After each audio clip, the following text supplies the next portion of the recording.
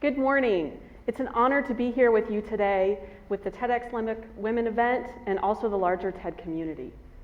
I was asked to come here today to speak about my experience and efforts that I've been involved with around social justice and activism. And when I started to think back, I can't think of a time when I haven't been involved in such efforts. To me, social justice has always been about trying to create and sustain a society in which all of our members have their basic human rights met, meaning they have food, shelter, love, security, safety. Yet what I do in my day-to-day role now, I see many of our most vulnerable members who don't have those basic rights met. Children in our community, like Samantha, age 2, found wandering 19th Street, dirty, filthy, torn clothing, a soggy diaper, hungry and scared. Michael and Thomas, ages 3 and 5, removed from a roach-infested home where rotten food, dirty diapers, dirty clothes, dirty dishes are piled so high that you can barely weave a maze through the living room. Tammy, age 9, who's happy and bubbly, but yet as nighttime approaches, she gets anxious because she tells me nighttime is when my mom's boyfriend comes into my room and makes me do things I don't want to do. Unfortunately, in our country, there are thousands of Tammys, Thomases, Michaels, and Samanthas in the foster care system in the United States. 397,000 children, 920 in our community right here. Our community, unfortunately, has a huge issue, as does our nation, with child abuse and neglect. Right here in our community, we have double the state average of child abuse and neglect cases per capita in the state of Texas, according to the Department of Family and Protective Services data book. Yet, when I mention the term foster care, I don't know if all of us in this room are on the same page. Oftentimes, when I go into the community and I talk about foster care and my work today, a lot of times people have different opinions of what that term means. Many times people will say to me on one hand, okay, foster care, that's about children who've been removed from their parents due to abuse and neglect, and they're living with a stranger who's only housing them to accept a paycheck from the state. Or I hear the other response of foster care. Okay, that's kids who've had some criminal history and they're removed from their parents, placed into a group home facility because of that criminal behavior, and it's really not a good idea for them to live with those parents anymore. Both of those ideas are wrong. The first has a little bit more truth, but still a misnomer. Why is it that when I turn on the nightly news or any other media outlet on a daily basis, I very rarely hear foster care mentioned? Why is foster care never discussed in a presidential debate or gubernatorial debate? Why is this system not a source of larger communal discussion for us? To me, foster care represents where the lost children, the forgotten children, the voiceless are, those most vulnerable members in our society. Now, don't get me wrong, foster care at its core is not an inherently bad process.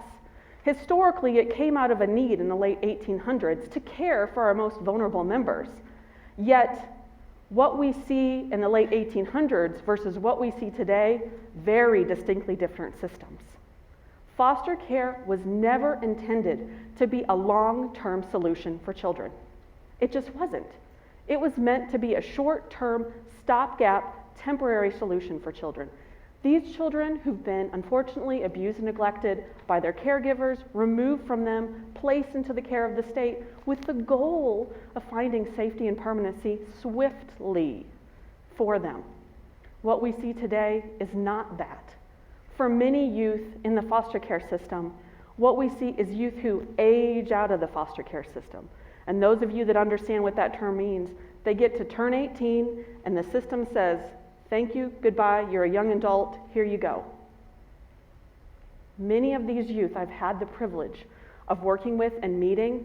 Just a few months ago, I was able to meet 5 youth in our community who are successfully going to college, who aged out of the foster care system. But let me tell you, Talking to them, their stories are heartbreaking, but yet heartwarming. One youth that I worked with, Alexia, she entered foster care at age 9 and aged out. Think about that, 9 years in the state's care. All these transitions, all these upheavals. Her story was amazing. What resonated with me was the resilience. How did she have this intrinsic, internal resilience to make it to college? Yet listening to her story, what was evident to me is just because she turned 18, we couldn't wash our hands of her. She still needed our mentorship, our support, but yet we don't provide that to her in our society. We don't provide that as part of many of our programs. The questions, the things that she needed were many times things that I know, working in the child welfare system, folks don't often readily think about. They're many times focused on the present moment, not thinking about future needs for these children. And one of the big issues she talked about was, well, I'm in college now, and a big issue I have is I have a part-time job to pay for my books and school, but I need a car to get to my part-time job because unfortunately public transport here is just not readily available for where I need to go. But she didn't have a cosigner. Who's going to cosign a loan for an 18-year-old when unfortunately her family has not been a part of her life for 9 years and really doesn't have the creditworthiness to be able to do that? Another youth that I worked with, Thomas, who aged out of the foster care system, he talked about his biggest struggle, even though he had made it to college, was when the dorms closed over the holidays, where did he go? He had no family or support to go to like many of us do. He couch surfed among his friends and sometimes lived out of his car during those few weeks, which just was disheartening to me, but at the same time, he made the best out of a bad situation. These are the youth in my mind that I get the privilege to work with, that I see need our mentorship and support the most in our community. We can't wash our hands of them when they turn 18. They're still young adults and they still need us. What I'm asking from you today is to make the term foster care not so elusive. Why do we not talk about this term in school? Why are we not studying this subject in our history class? Why is this big system not something broadly discussed in our society? Why are we not focusing on all these children who are most vulnerable and need us the most? Activism, to me, represents really focusing on social change. How do we challenge that status quo? Within foster care, we can't think that the government entity that is working with these youth has all the answers. We can't as a community, we can't as a country step back and think, okay, the state has this, they're handling them, I don't need to worry about these youth. We do need to worry. If you've ever read any of the statistics and outcomes for youth that age out of care, it is grim. They need us the most. They need your activism. Working at CASA day in and day out, I support and empower community volunteers who are our activists, who get in there, they work with foster youth, and they help provide simple acts of caring and loving attention to these youth.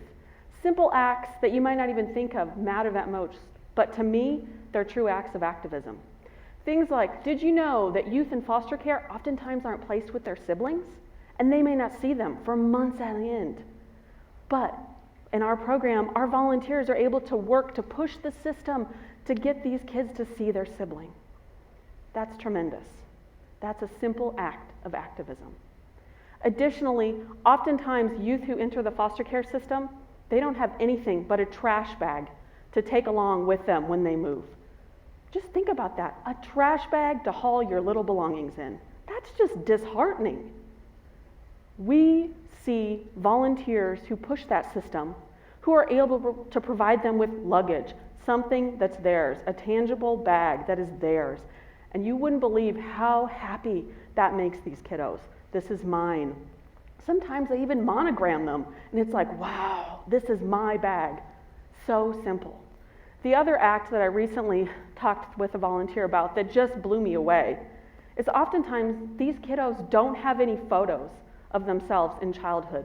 They don't have any memories of themselves growing up.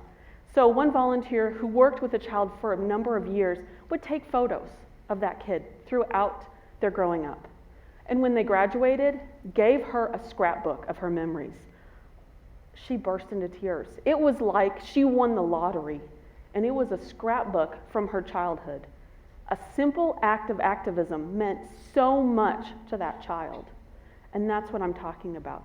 It doesn't have to be big changes. It's simple acts that really propel and push activism in our society. Gandhi once stated that the true measure of any society is how we treat our most vulnerable members. To me, these are our most vulnerable members. They need our time and attention so much. They need our activism. Like I said, it doesn't take big protests. Simple acts of sitting down, mentoring, listening, reassuring a child, and just simply being there continuously is not something they get to experience in their little lives. That's what they deserve, and that's what they need from us as community members. I thank you, and I thank all of you in this room who are right now working in this system, working with these youth. I know it can be burdensome, it can be frustrating when you work in a bureaucratic system, but I urge you to continue to push, to prod, to be that activist in the system, because honestly, every day we see more children in our country, in our community, entering this system who need us, who need that continuous support of an adult, an activist, to push to make sure their basic human rights are met. So I thank you, and I know that you agree with me that these children deserve so much more than what we are offering them.